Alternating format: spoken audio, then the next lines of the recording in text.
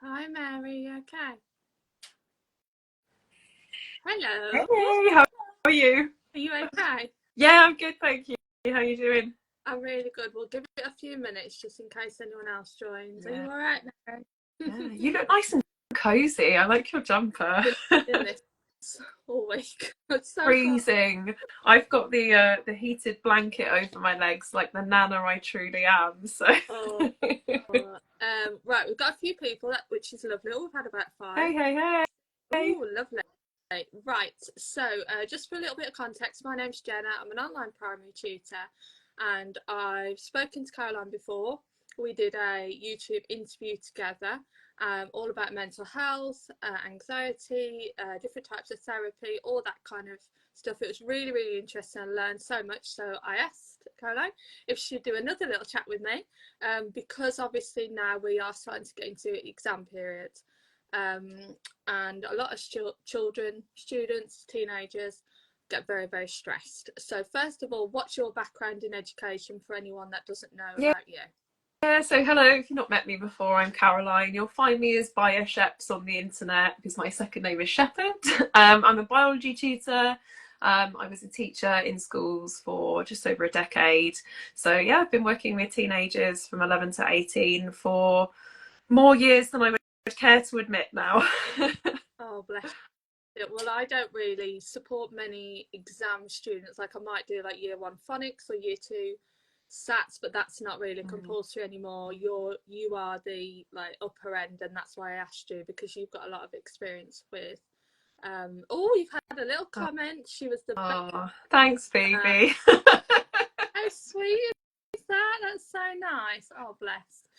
So, what do you notice then? Because you are secondary, like that's your expertise. What do you notice with the students' mental health during, in the preparation coming up to exams and during the exam period? Yeah, I think it's a real pressure point for a lot of students. People that may struggle with a bit of anxiety, a little bit of kind of low mood and stuff during the year, it's manageable until you get to this extra stress of exam season, and suddenly that kind of very concentrated period of exams and work, it all becomes very intense. I think particularly for GCSE students, because often they're balancing sort of 9, 10 subjects at a time. Yeah, that it can really become this sort of pressure pot and really kind of becomes a little bit overwhelming, I think is probably the word I would use. Definitely. And so, when we spoke before, you have lots of strategies that you use with your students to help them with Mm, their mental.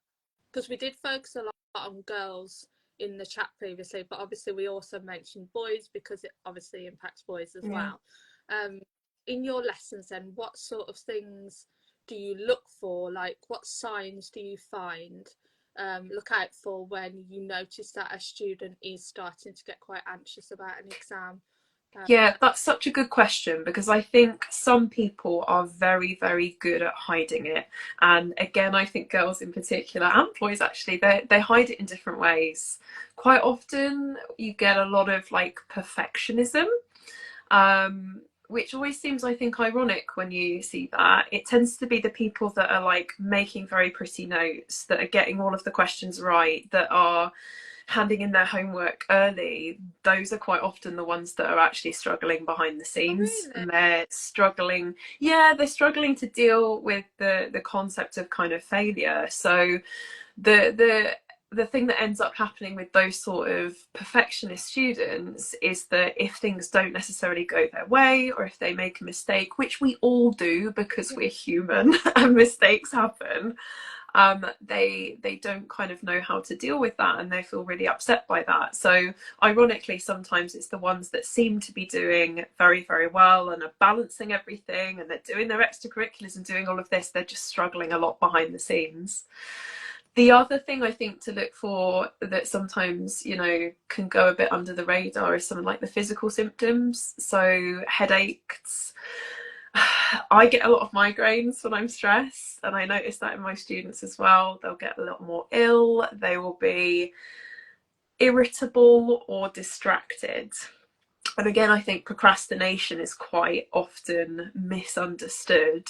And those students that are procrastinating and are maybe not doing the work or not getting on with it, that's often a sign that actually they're really stressed and quite anxious about what's going on. So it's odd, I think. It presents in ways that you wouldn't imagine sometimes. And would you bring that up depending on how well you know the child? Yeah, I think it all depends on the relationship you have with that student, because if it was somebody that I noticed that kind of perfectionism was there, there's lots of things that you can do to kind of support that, but it has to be on quite an individual basis, and you have to know the student really, really well to make sure that you're not pushing them too hard to kind of breaking point. So I think it does depend a lot on the relationship that you have with a student. And I think in some ways it's easier to do that now as a tutor than it ever was as a teacher, because I know my students so well and I spend so much time with them one on one quite a lot of the time, that it's easier to sort of recognize those things and to, bring them up in a safe place, I suppose. Yeah, I've noticed that as a tutor as well, because when you're a teacher, you are so overwhelmed and busy with like 30 plus children in some classes, and you try your best to get to know every single child, but it's just not possible and Yeah. manageable. Um, and funny enough, like one of my parents I spoke to the other night, they were like, "You're the champion for my child," because it is So that lovely.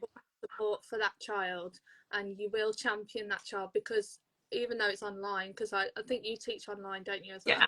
well? um like you do learn a lot about that individual child, and you know when something's not quite Mm. right, and you know when you have to adapt, whereas in a classroom you can't do that really, or you can, like in subtle ways, but you can't do it to the extent that you want to. um with Exactly. Yeah. one.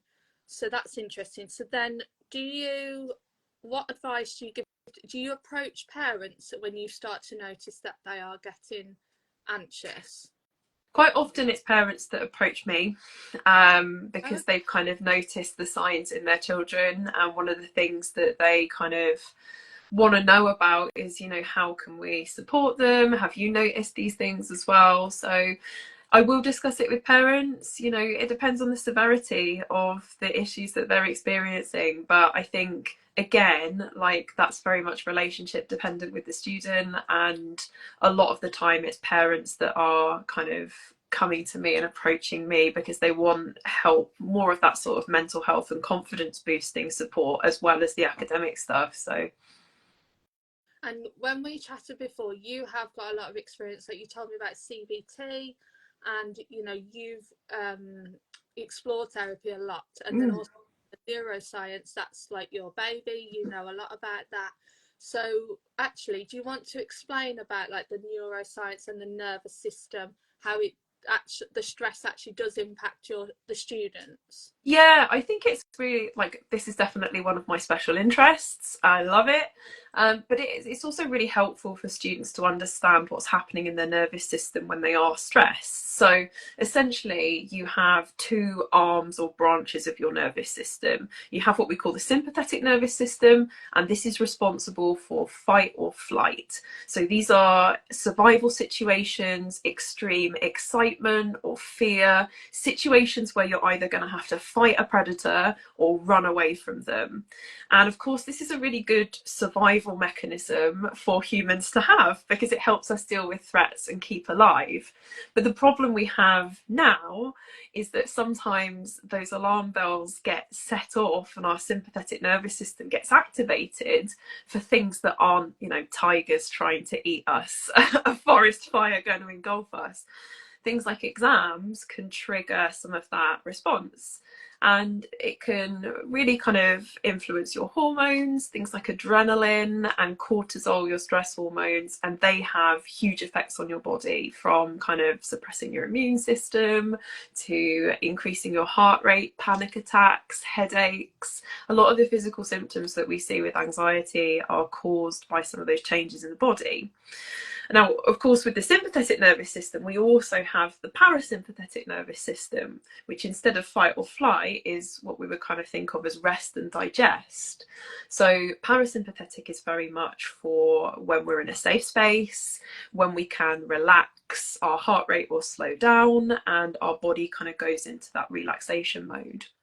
And there are ways that we can activate that parasympathetic nervous system for ourselves to get more of the kind of rest and digest and come out of that fight and flight mode. So things like deep breathing, meditation, walking even in nature and sort of seeing the beautiful surroundings, all of these things can help to reduce our sympathetic response and increase our parasympathetic response. So even just knowing that, you know, a couple of rounds of deep breathing before an exam can stop you panicking in the same way and help you keep a clear head can be really powerful information. And just knowing what's happening inside of you sometimes is really empowering.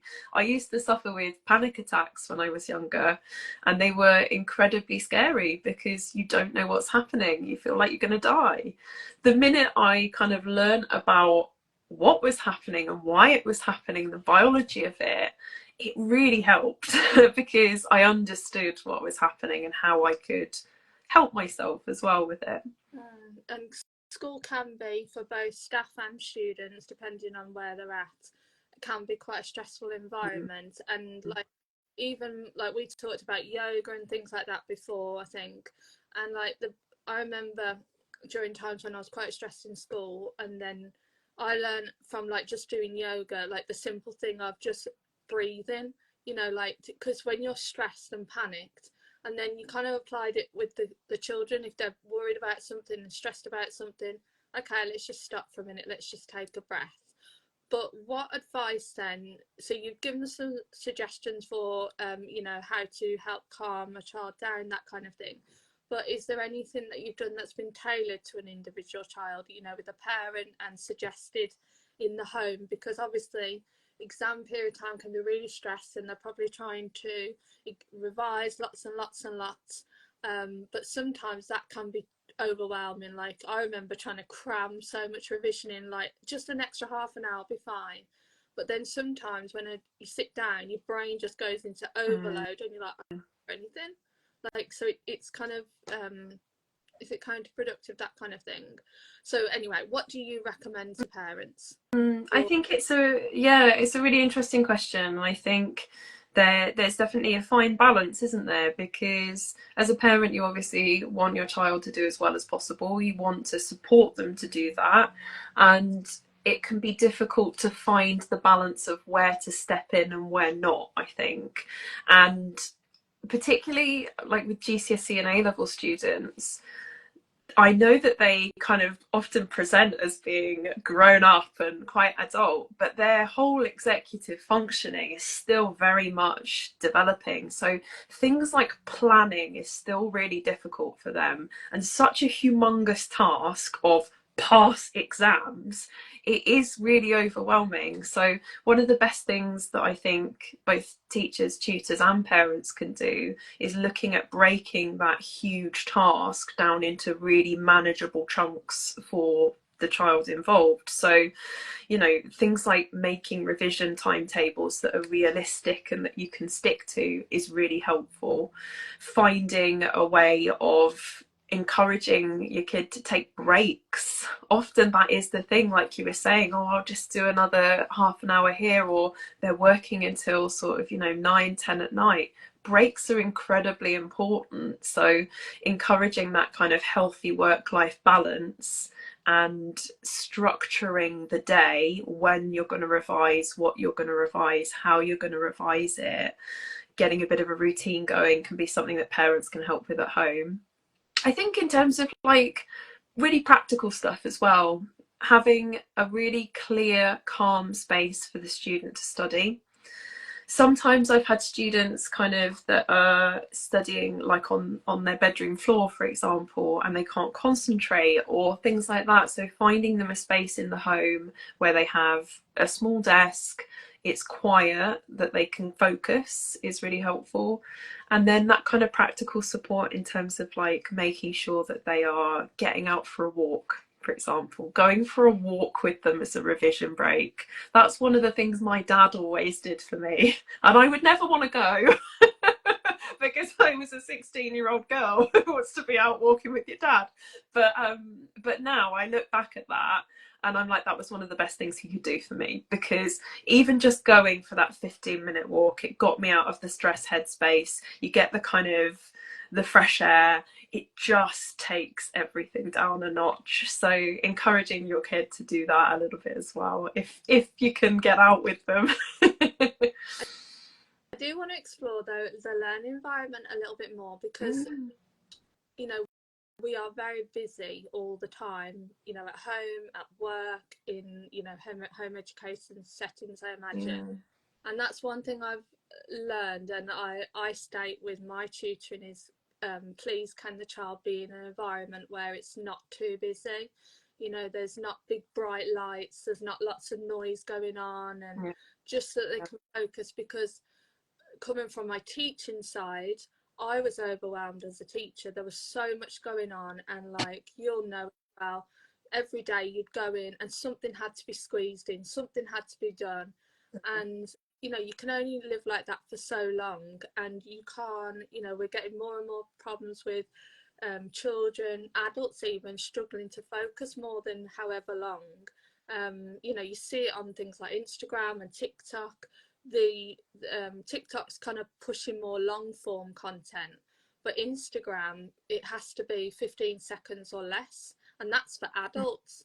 So if that's for adults, children's attention span is very, very, it is a lot shorter in some cases, especially like the age group I work with. Yeah. How do you find attention span with your students, the oldest? Yeah, good question. And I agree with you. Schools are not necessarily sensory friendly places. And I say that from an adult's perspective as well. I used to really struggle with the noise, the smell, the light. It's just a lot. One of the things that I have noticed is that noise is a real problem. And I think that's what students are struggling with quite a lot in the classroom. They don't like working in silence, but often it's best in terms of focus to have complete silence. And I know a lot of students study with music on, but like scientifically, it's been proven that that is less effective study. So yeah, there's been studies on it. I've read them. Actually, what does work, if you're somebody that feels that you are better with some sort of background noise, is to use some sort of like back. Sorry.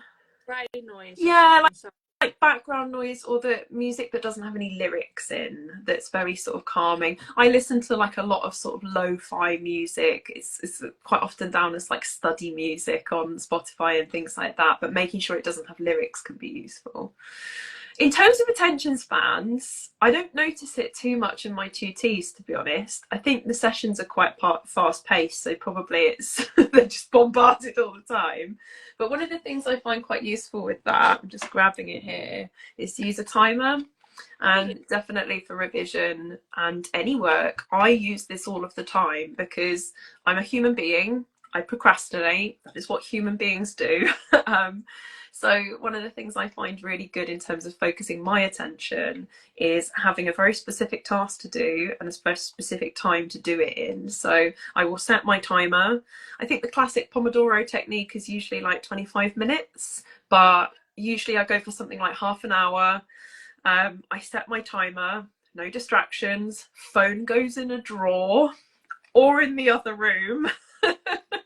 Because like everybody, I'm on it, I'm scrolling. So I take it out of the room and I set my timer and I do that deep work. And I do find quite motivated because I'm like, I have to get this done in this 25 minutes. And as soon as that timer goes off, I take a break. So I'll go and walk around the house, I'll pet my dog, I'll make a cup of coffee, go out in the garden, whatever it might be. But I then give myself a 10 or 15-minute break before I come back and, do another round of work. So timers can be really good if you do find that you are, getting distracted, I suppose.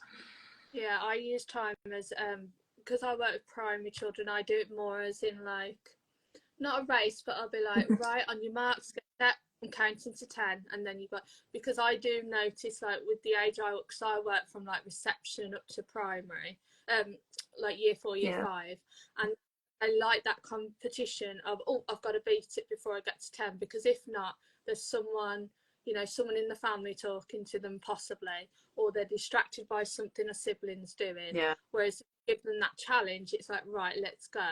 And then you mentioned about the phone. Someone's just said about they liked your tip about the timer. Lovely, that's great. Also about the phone, what I've started doing for myself personally, because I'm like you, I love social media. I'll scroll, that kind of thing, doom scroll. And someone bought, well, not someone, but someone in my family bought me like a bag.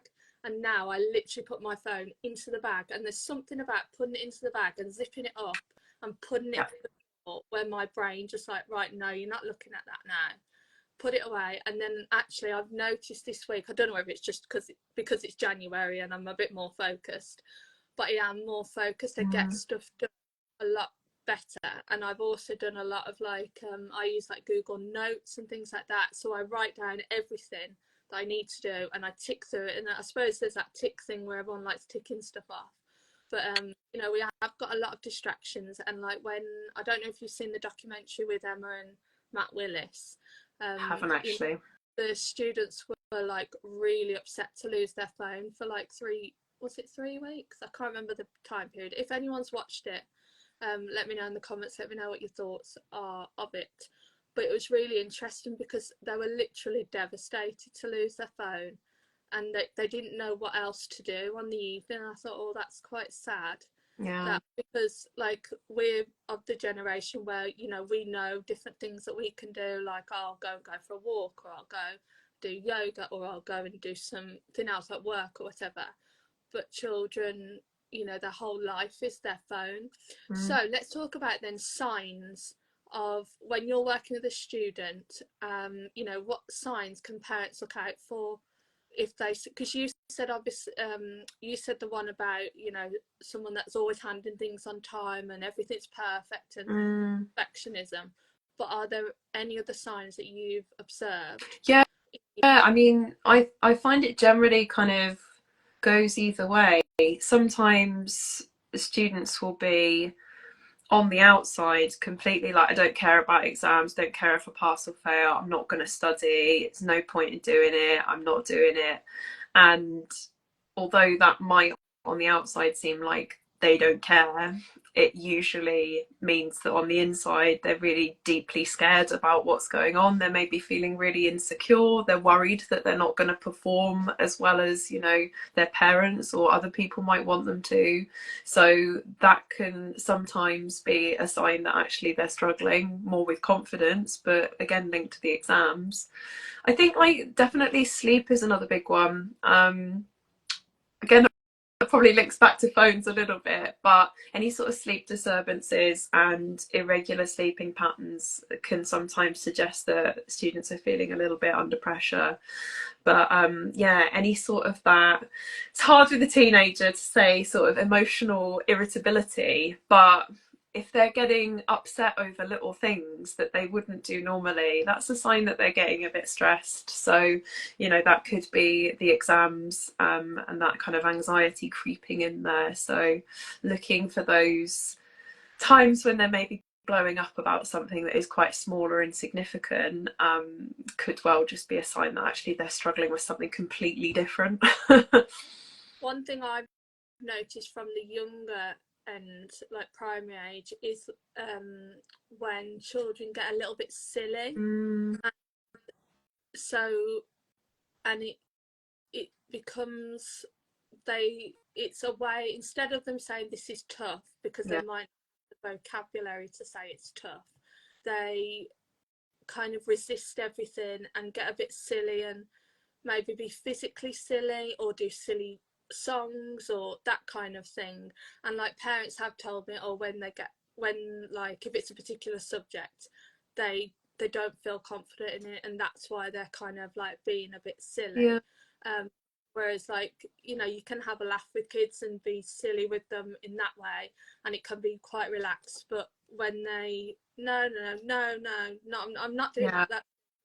So that's another sign I've seen with younger Yeah, children. that's interesting. I think it's that kind of avoidance again, isn't it, of kind of tackling the hardness of it, I guess, and just it's much easier to pick something else that you don't care or you're being silly about it than to admit you're actually struggling with it, and how hard that feels for them. I think also a thing that we can do, I know in teaching, you could never admit when you were not sure about something. Mm, I saw that from a teacher's perspective, and yet, um, like, and I suppose in schools as well, you're always taught about the next step. And I think, I don't know whether it was you I spoke to about before, but I was nursery teacher for a long time, but I taught in other year groups. And even for me as an adult, I was like, why do we have to continuously give them a next step? yeah, Um, it's exhausting, isn't it? Everything though, it's like everything. So that environment of, well, you gotta do this next, you gotta do that next. So it's just trying to keep it. What do you think healthy boundaries do you recommend to parents in terms of, um, when is enough revision and when is too much revision?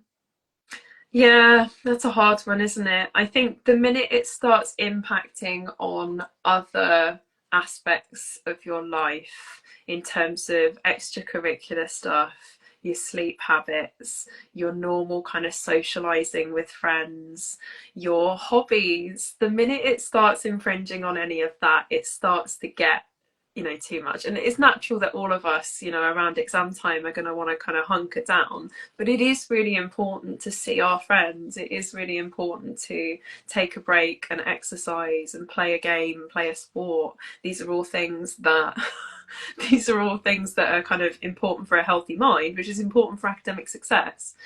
I do think praising effort over attainment is really important in terms of like your relationship you have with a child, because so many students I speak to are very much scared to disappoint their parents, and that adds to a lot of the stress as well for them. I think also, sometimes depending on, the background of the family, they'll obviously everyone values, wanting to do well in life and that kind of thing, but sometimes unexpectedly, like, again, teaching, you'd have a lot of pressure on you as a teacher, and then that would sometimes feed to the children that you're working with, because as Yeah, you know, we would have to do assessments, and we had to have certain expectations in place, and we had to get absolutely. certain grades every term, despite them being 4 years old in my Mm, case. And sometimes, like, I would see the difference in working with children if a child or a teenager can feel you stressed about, whatever they're yeah, doing, and always reveal their true ability.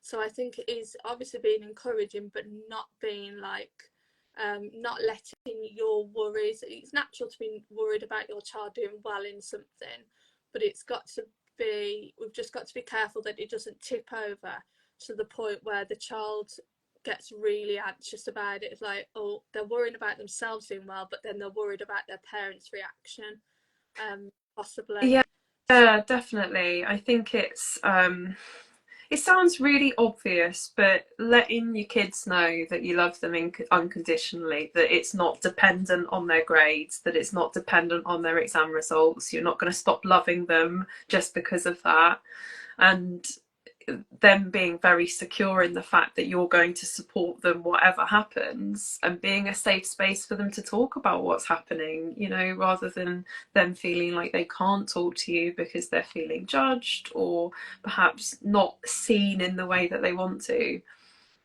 that's interesting. So I'm just going to check my notes in case there's anything else I want to. How do parents balance motivating their child? So let's talk about ways that we, can motivate children. Obviously, through, the planning, like you say, talking to a child maybe about maybe what their expectations are, what they perceive as doing well. Would you recommend anything else?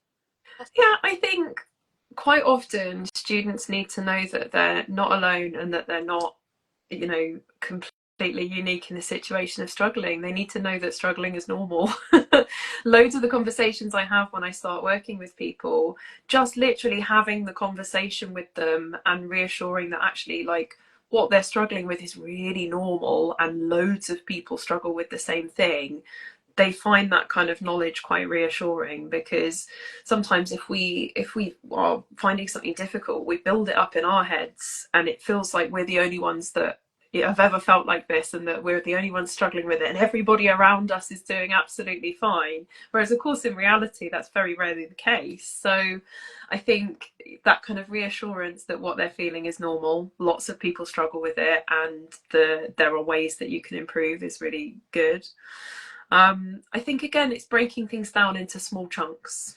You need to take everything and just really break it down as small as possible into, like, what's the next smallest step that we can do to help you achieve that goal, and making sure that it's tiny. You know, it's small things but consistently that build over time, rather than them feeling like suddenly they've got to dive into this huge study schedule and you've got this homework and that homework.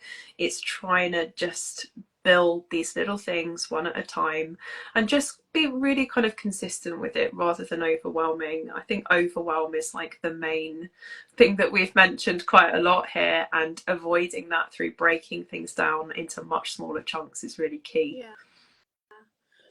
Your camera, I'm not sure if it's your internet, but it keeps going really, you seem okay now, but it keeps going really blurry. Oh, well, maybe that's for the best.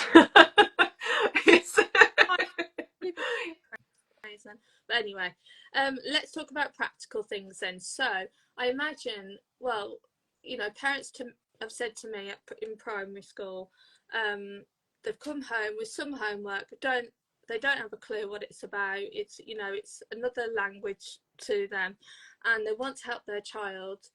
Um, how can they help their child if they don't have that particular knowledge? So I'll do from primary, and obviously you do from secondary.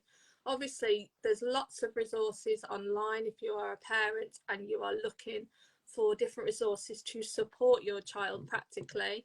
So you can look on Google, there's lots of different free um, websites and content. You can obviously see the curriculum online and see what's being asked. There's also like past papers, um, for primary exams like year 6. I think there's like past papers, and year 2 and that kind of thing, so you can get an idea of what is expected of your child. There's obviously like tutorials online if there's particular elements that you're not sure about, and then obviously if it's still overwhelming, there's resources such as ourselves, like tutors who do support children depending on the exam, but make sure to check that that it is the right tutor for your child, for the right exam, for the right subject. What about you, Caroline? What would you recommend from a secondary point of view? What was the question again? Sorry.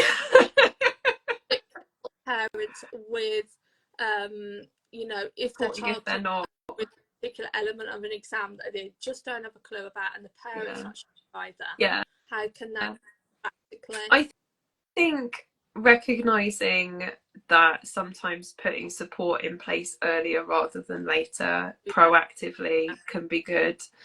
There's I get a lot of parents of year 12 students in particular. They recognise that the A-level biology course is hard, and their kids are able, their kids are studious, but they just want to make sure that they're supported so it doesn't get to that point where they are struggling.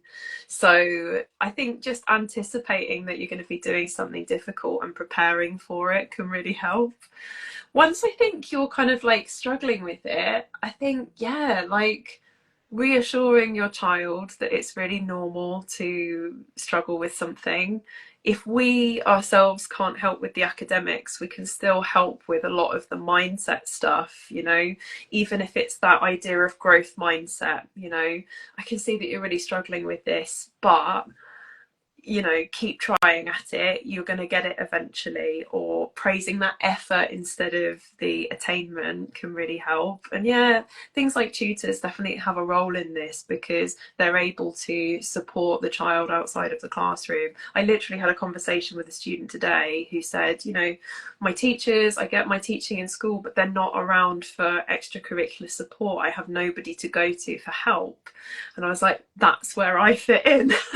So it's able to kind of like give them another place that they can go and they feel safe to go and ask for support. Because I suppose the other thing, you know, not even parents might not be able to help. Sometimes teachers just don't help for whatever reason. They don't have the time. We both know how busy teachers are and how overworked they are. It's very, very difficult for them. It's not a critique on teachers here at all, because I've been there, and you're running from one meeting to another and a student might catch you, but you've got to go. So I think, you know, they have another safe space to go and say, oh, I don't get this, I don't understand it, and not feel judged. Two things from that. Parents can also, obviously, if they've got real concerns, they can obviously go to the teacher and see if they've got any resources or anything like that to help their child on a particular thing. But then also, you know, being aware of the exams in each year group that your child goes into, because you'll probably know from other tutors that you talk to, often a lot of parents will get in touch with tutors at the very end, like right before, and you know, parents want the tutors to get them to a certain grade. Yeah. Depending on the course and everything going on, there's a lot of content to learn, and in some cases it just doesn't happen. It's not long enough, Yeah. you know, especially the GCSE A level. There is so much expected of them in the exams. So if, you know, being aware before your child goes into year group or at the start of the year group, and think, okay, is there anything we need to put in place as soon as you realise that your child's not sure about something? Yeah. You know, free or paid for, but just looking on Facebook as well. There's lots of really supportive resources on Facebook. Just kind of being one step ahead of the game, so you as a parent know what's coming, and then it'll help your child even Yeah. better. Is there any final thoughts from you, No, Caroline? Anything that... I agree with that. I think knowledge is power, and knowing, as you say, like the specifications, for example, when mock exams are, like that kind of almost timeline of how the year's going to look can help you and your kids to prepare for that. Because, you know, even things like taking holidays, it's obviously difficult sometimes, but if you've got mock exams coming up, maybe not booking a holiday then, so that your child can kind of focus on the revision, or, you know, sort of planning your year a little bit around can help sometimes. But yeah, I think just keeping yourself really, really well informed, and that allows you to prepare your students or your kids for it as well, so that they know what's coming and when. Because yeah, there's nothing worse than kind of feeling like something's crept up on you, and it's like, oh, hang on, suddenly I've got some mock exams in a week's time and I don't know what they're on. So the schools do normally have a newsletter available, either by, I don't know, do they even do it by paper anymore? If you're a parent in the chat, do you get any paper newsletters? They used to when I was teaching, but a lot of it's online now, and they're very good from the websites I've seen from, you know, when I've looked at schools for students that I've worked with. They're very good at putting all the dates of everything down, so that you are aware of what is coming up. But thank you very much, lovely. It was great to chat to you, and I'll save this live, and so that if people haven't caught up. And thank you to everyone that commented, and it's lovely to chat to you again. thanks, bye.